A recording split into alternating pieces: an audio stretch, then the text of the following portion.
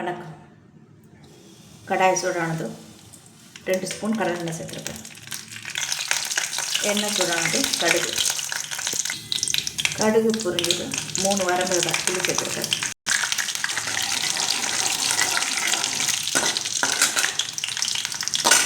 பெருங்காயம் ஒரு சிட்டிகை அளவு,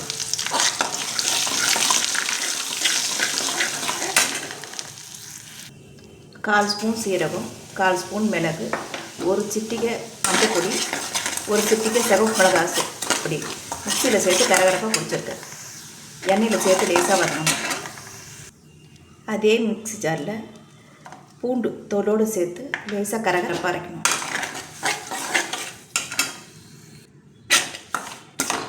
எண்ணெயிலே லேசாக வளரணும். ஸ்டோவ் ஃப்ளேமில்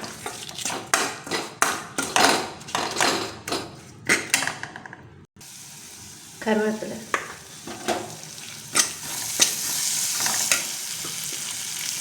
வாஷ் பண்ணி காம்பு இடித்த பச்சை சுண்டக்காய் கைப்பிடி அளவு, சுண்டக்காய் கட் ஹெல்த்துக்கு ரொம்ப நல்லது. வயிற்றில் உள்ள புழுக்களை வெளியேற்றும். கேன்சர் பேஷண்ட்டுக்கு நல்ல மருந்து இந்த சுண்டக்காய். நறுக்கின தக்காளி ஒன்று, அரைச்ச தக்காளி ஒன்று,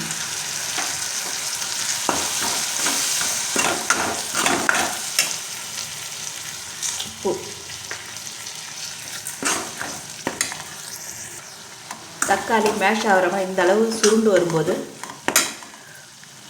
1 கப் தண்ணி விட்டு சுண்டைக்காயில் உள்ள சாறு இறங்குற மாதிரி கொதிக்க விடணும். பச்சை வாசம் போக.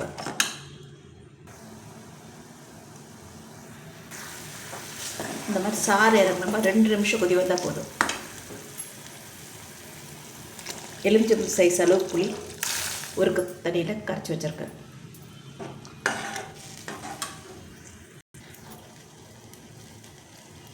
அது லேசாக நுரைச்சி கொதி வரும்போது கொத்தமல்லி இலை இறக்கிடலாம். கொஞ்சமாக 1/4 டம்ளர் அளவு தண்ணி